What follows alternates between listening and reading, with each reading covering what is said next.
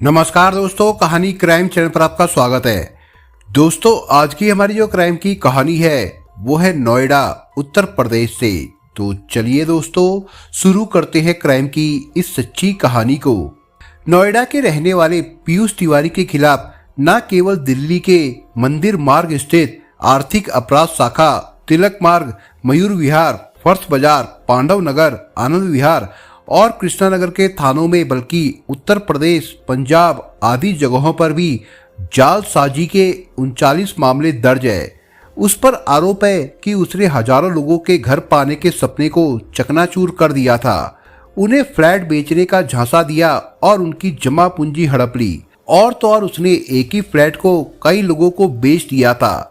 ऐसा करके उसने 1000 करोड़ की अकूत संपत्ति बनाई और साल 2016 में ही फरार हो गया था। उस पर 50,000 रुपए का इनाम भी रखा हुआ था। उसे पकड़ने के लिए बकायदा दिल्ली में एटीएस गठित की गई थी। दरअसल लाजपत नगर दिल्ली के रहने वाले 60 साल के शरद सूरी ने 3 अप्रैल 2020 को आर्थिक अपराध शाखा में पीयूष तिवारी समेत कुल 9 लोगों के खिलाफ जालसाजी की रिपोर्ट लिखवाई थी। उन लोगों के खिलाफ वैसे ही एक अन्य रिपोर्ट गुरुग्राम के लवली जैन ने भी 20 अप्रैल 2017 को लिखवाई थी। उनकी शिकायत के आधार पर पुलिस ने धारा 420, 409 और 120 बी के तहत रिपोर्ट लिखी थी। सूरी ने नई दिल्ली में मयूर विहार स्थित शुभकामना बिल्टेक प्राइवेट लिमिटेड और दिल्ली के ही जसोला में किंडले डेवलपर्स प्राइवेट लिमिटेड के खिलाफ जालसाजी की रिपोर्ट में कुल 9 लोगों पर आरोप लगाया था। उनमें मुख्य पीयूष तिवारी और उसकी पत्नी शिखा तिवारी थे। शरद सूरी की रिपोर्ट के अनुसार उनका लाजपत नगर में चुनमुन स्टोर प्राइवेट लिमिटेड नाम की एक कंपनी है, जिसमें उनके अलावा पत्नी मेकनू सूरी भी डायरेक्टर है। बात साल 2011-2012 की है। सूरी दंपति ने प्रॉपर्टी में इन्वेस्टमेंट की योजना बनाई थी। उन दिनों दिल्ली एनसीआर में कई नई प्रोजेक्ट पर काम चल रहा था, जहां इन्वेस्ट कर कुछ सालों में अच्छा मुनाफा कमाया जा सकता था। इसी ख्याल से सूरी अपने एक जान पहचान व्यक्ति दीपक भंडारी के माध्यम से नोएडा में सक्रिय कुछ बिल्डरों के संपर्क में आए थे। जनवरी 2012 में उनकी मुलाकात पीयूष तिवारी से हुई। उसने खुद को शुभकामना बिल्टेक प्राइवेट लिमिटेड का डायरेक्टर बताया। साथ ही दावा किया कि उसके साथ कई कंपनियां जुड़ी हुई है, जो सिस्टर कंसर्न के तौर पर हाउसिंग डेवलपिंग के दूसरे प्रोजेक्ट का कामकाज संभालती है। पीयूष ने दावे के साथ ये भी कहा कि रियल एस्टेट में काफी तेजी आने वाली है। इस तरह उसकी कंपनी हाउसिंग के बड़े प्रोजेक्ट लाने वाली है, जहां इन्वेस्ट करने से कुछ सालों में ही अच्छा रिटर्न मिल जाएगा। उसने अपनी बातों से खुद को रियल एस्टेट का न केवल अच्छा जानकार बताया, बल्कि ये भी साबित करने की कोशिश की कि उसकी पहुंच भारत सरकार में सीधे वित्त मंत्रालय तक है और वो वहां एक सलाहकार है। उसी की सलाह पर होम लोन और टैक्स आदि जैसी सुविधाओं में कई तरह की छूट दी गई है। उसकी इसी पहुंच की बदौलत हाउसिंग के प्रोजेक्ट में कोई बाधा नहीं आती है। इस तरह से उसने 2-3 मीटिंग में ही सूरी को अपनी बातों से प्रभावित करके अच्छा मुनाफा कमाने का लालच भी दे दिया था। और फिर सूरी ने उसके प्रोजेक्ट में इन्वेस्ट की डील फाइनल करने के लिए अगली मीटिंग फरवरी 2012 में तय कर ली थी। इस बार की मीटिंग में सूरी की मुलाकात पीयूष तिवारी और उसकी पत्नी शिखा तिवारी से हुई। पीयूष ने शिखा को अपनी कंपनी के एक खास डायरेक्टर के रूप में परिचय देकर कहा कि कंपनी का वो ऑफिशियल कामकाज संभालती है, जबकि वो खुद बाहरी कामकाज देखता है। शिखा आधुनिक वेशभूषा में एक मॉडल की तरह दिखती थी और वो सुंदर भी थी। आवाज में मधुरता और मिठास थी। हिंदी अंग्रेजी मिलाकर धारा प्रवाह बोलती थी। सॉरी और थैंक्स तो जुबान पर चढ़ा रहता था। जरा सी छींक आने या कुछ गलती हो जाने पर तुरंत सॉरी बोल देती थी। किसी भी बात को विस्तार से समझाने लगती थी। बातें मीठी मीठी करती थी और उसकी अदाएं काफी लुभावनी थी। बातों बातों में अपने रूप रंग का ग्लैमर और सेक्स अपील दर्शा देती थी। कई बार चेयरपर्सन की कुर्सी पर बैठते हुए या फिर टेबल पर झुककर कुछ उठाते हुए अपने अंग का प्रदर्शन भी कर देती थी। इसी सिलसिले में वो बड़े टेबल पर शीशे के नीचे लगे नक्शे को समझाने के लिए झुक जाती, ताकि सामने वाले की नज़र उसके सीने पर पड़े। साथ ही कुर्सी में बैठते हुए ऐसे अंगड़ाई लेने लगती थी मानो काम के बोझ से बहुत थक गई हो। उस रोज सूरी और तिवारी दंपति की मीटिंग कई घंटे चली। लंच भी उन्होंने साथ साथ किया। इस दौरान पीयूष और शिखा ने मिलकर सूरी के मन को अपने अनुसार मोड़ दिया था। उनके दिमाग में मोटे मुनाफे का कीड़ा डाल दिया। कुछ घंटों में ही शिखा ने सूरी को भावात्मक रूप से अपने कब्जे में ले लिया था, जबकि पीयूष ने लंबे समय तक साथ बिजनेस का लालच दिया। तिवारी दंपति ने यहाँ तक कहा कि उनका संबंध प्रोफेशनल या फाइनेंशियल संबंध से कहीं ऊपर उठकर ईमानदारी की बुनियाद पर टिका रहेगा।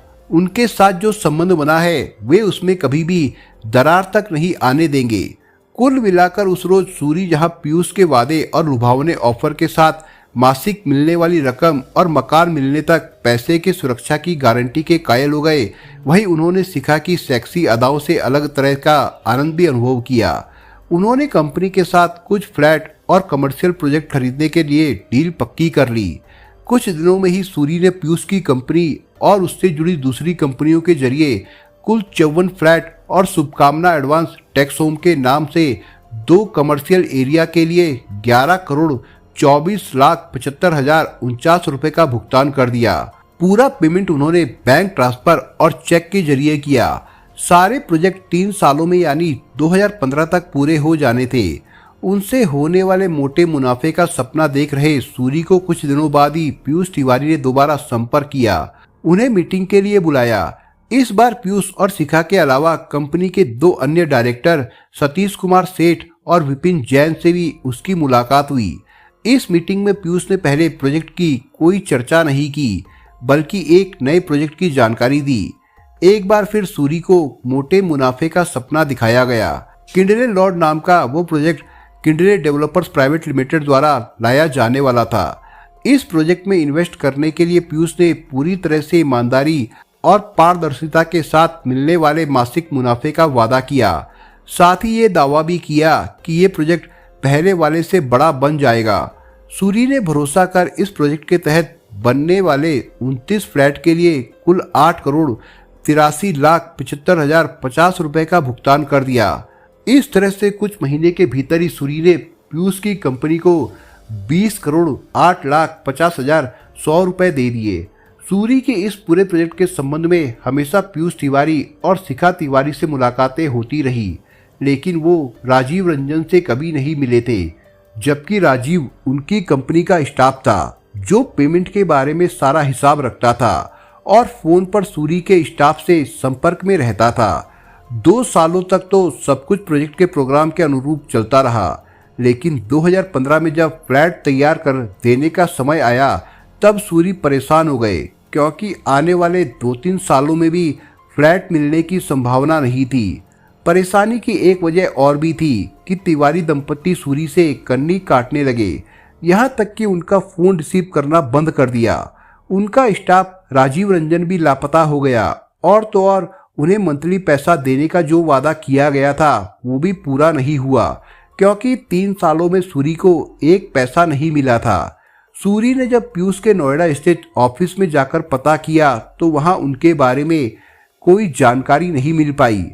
ऑफिस में चपरासी के अलावा कोई और नहीं मिला। कुछ दूसरे बायर्स जरूर उन्हें तलाशते हुए मिले। सूरी का माथा ठनका, उन्हें लगा कहीं वे ठगे तो नहीं गए। इस चिंता में सूरी ने अपने स्तर से कंपनी के दूसरे लोगों के बारे में पता लगाया, कुछ खरीदारों से मिले। उसके बाद तो उन्हें और भी चौंकाने वाली जानकारी मिली। सूरी को आश्चर्य तब हुआ जब मालूम हुआ कि जिस फ्लैट के लिए एग्रीमेंट उनके नाम था, उसी के लिए दूसरे लोगों के नाम भी एग्रीमेंट बना हुआ था। यहाँ तक कि एक मकान 3-4 लोगों को बेचा गया था। वे सारे एग्रीमेंट अलग अलग कंपनियों के जरिए तैयार करवाए गए थे। इस तरह झांसा देने वाले पीयूष शिखा के अलावा राजीव रंजन, विपुल जैन, संजय निजवान, सतीश कुमार सेठ और दिवाकर शर्मा के नाम भी सामने आए। सभी को पीयूष तिवारी ने कंपनी में अलग अलग काम की जिम्मेदारियां दे रखी थी। पीयूष के ऑफिस में कई बार चक्कर लगाने के बाद सूरी को एक बार उसके वहां होने की जानकारी मिली। वो वहां गए, लेकिन तब उन्हें सुरक्षा गार्डों ने अंदर जाने ही नहीं दिया। वो वापस लौट आए। अगले रोज से सूरी के पास अलग अलग नंबरों से धमकी भरे फोन आने लगे। उन्हें धमकी दी जाती कि वो ऑफिस आने और फ्लैट की खोज खबर ना करे, वरना उनका पूरा पैसा डूब जाएगा। हद तो तब हो गई जब पीयूष ने सूरी को एक बार फिर अपने झांसे में ले लिया और फ्लैट मिलने के एवज में 50 लाख रुपए की फिर से मांग कर दी। सूरी को आश्वासन दिया कि इस रकम को चुकाने के बाद उन्हें फ्लैट मिल जाएगा। मरता क्या ना करता, सूरी ने फ्लैट मिलने की उम्मीद में वो रकम भी दे दी, किंतु फ्लैट नहीं मिला और पीयूष ने फोन उठाना बंद कर दिया। ये सब करते हुए 2 साल और निकल गए। इतना झटका लगने के बाद सूरी पूरी तरह समझ गए थे कि वो ठगे जा चुके हैं। सूरी ने आखिर पुलिस में जाने का फैसला लिया। इसके लिए पीयूष सीखा और उसके साथियों से संबंधित कागजात जुटाए। ये सब करते हुए काफी समय लग गया, किंतु जब उन्होंने कंपनी के खिलाफ रिपोर्ट लिखवाई तब ईओडब्ल्यू थाने में सभी आरोपियों पर धाराएं 420, 405, 406, 503, 506 और 120 भी लगाकर उनकी खोजबीन शुरू कर दी गई। पीयूष पर एफआईआर करने वाले अकेले शरद सूरी नहीं थे, बल्कि उस पर दिल्ली, यूपी और पंजाब में मिलाकर के कुल 39 मुकदमे दर्ज किए जा चुके थे। सभी मुकदमे धोखाधड़ी के थे जो 2016 से लेकर 2018 के बीच दर्ज हुए थे।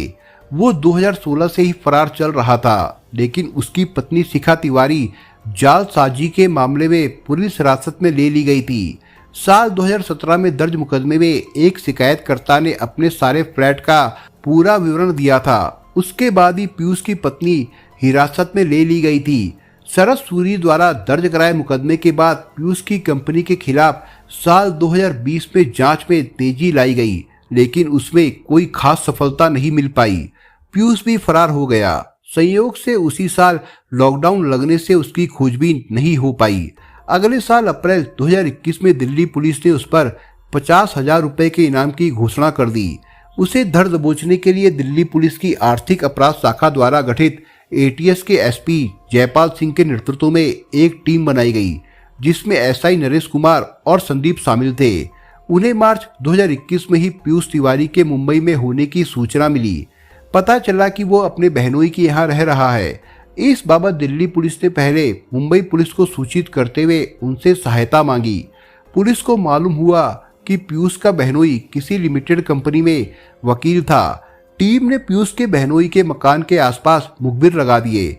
वहां के लोगों को पीयूष की तस्वीरें दिखाकर पूछताछ करने लगे। 2 दिनों तक उसके बारे में कोई जानकारी नहीं मिल पाई। कुछ दिनों के बाद फिर से लॉकडाउन लग गया और दिल्ली पुलिस टीम वापस लौट आई। टीम दोबारा जुलाई में मुंबई गई। वहां पीयूष के एक इलाके में देखे जाने की सूचना मिली। ये जानकारी वहां के एक सिक्योरिटी गार्ड ने दी। उसने बताया कि वो कुछ दिन पहले सिगरेट पीने के लिए उसके पास आकर बैठ जाता था। बातों बातों में बताया था कि उसका रेस्टोरेंट का बिजनेस है, लेकिन अब नासिक में प्याज का बिजनेस करने की भी सोच रहा है। इस जानकारी के बाद दिल्ली पुलिस तुरंत नासिक गई। नासिक में प्याज की बहुत बड़ी मंडी है। वहां जाकर सादे कपड़ों में पुलिस ने प्याज के छोटे बड़े व्यापारियों को पीयूष की फोटो दिखाई। उनसे दिल्ली से आया हुआ उसका दोस्त बताया। साथ ही कहा कि दिल्ली की मंडियों में प्याज सप्लाई के लिए उससे बात करनी है। काफी दिनों से मुलाकात नहीं हुई, इसलिए मिलने के लिए नासिक आ गए। पुलिस टीम को वहां भी निराशा मिली और वो दिल्ली वापस लौट आए। कुछ दिनों के बाद प्याज के एक कारोबारी का दिल्ली पुलिस को फोन आया। उसकी सूचना पर दिल्ली पुलिस फिर मुंबई गई। वहां पुलिस को मालूम हुआ कि पीयूष एक रेस्टोरेंट में शाम के समय आता है। पुलिस टीम उस व्यक्ति द्वारा बताए गए रेस्टोरेंट में पहुंच गई। वहां उसने 2 दिनों तक सुबह के नाश्ते से लेकर दोपहर के खाना और रात का डिनर तक लिया। इस दौरान रेस्टोरेंट के कर्मचारियों से बात की और उसकी तस्वीर दिखाकर उसके बारे में जानकारी लेने की कोशिश की। एक कर्मचारी ने बताया वो वहां शाम के समय ही आता है। उसके बाद पुलिस टीम ने अपना जाल बिछाकर मुंबई पुलिस को भी अलर्ट रहने की सूचना दे दी। देर शाम को पीयूष वहां आ गया और सीधा रेस्टोरेंट के एक चैम्बर में चला गया। एक कर्मचारी ने बताया कि वही उस रेस्टोरेंट का मालिक है। वो रेस्टोरेंट मुंबई के इंदिरानगर थाने में आता है। उस थाने की पुलिस भी रेस्टोरेंट के बाहर पहुंच गई। दिल्ली पुलिस ने बिना देर किए रेस्टोरेंट के चैम्बर में जाकर उसे धर दबोचा। अचानक रेस्टोरेंट में पुलिस को देखकर वो चौंक गया और खुद को उसने पुनीत बताया। दिल्ली पुलिस ने उसकी एक नहीं सुनी और उसे हिरासत में ले लिया।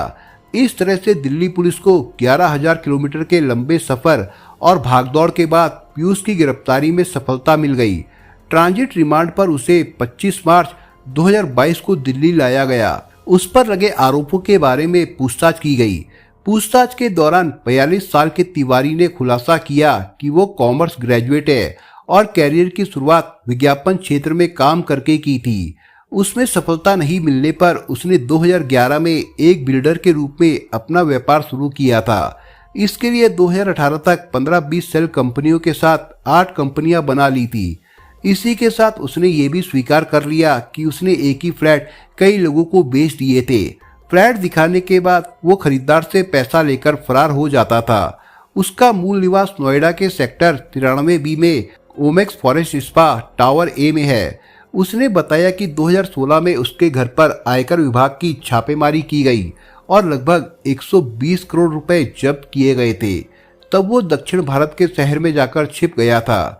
पुलिस ने पीयूष तिवारी से विस्तार से पूछताछ करने के बाद उसे कोर्ट में पेश किया, जहां से उसे जेल भेज दिया गया था।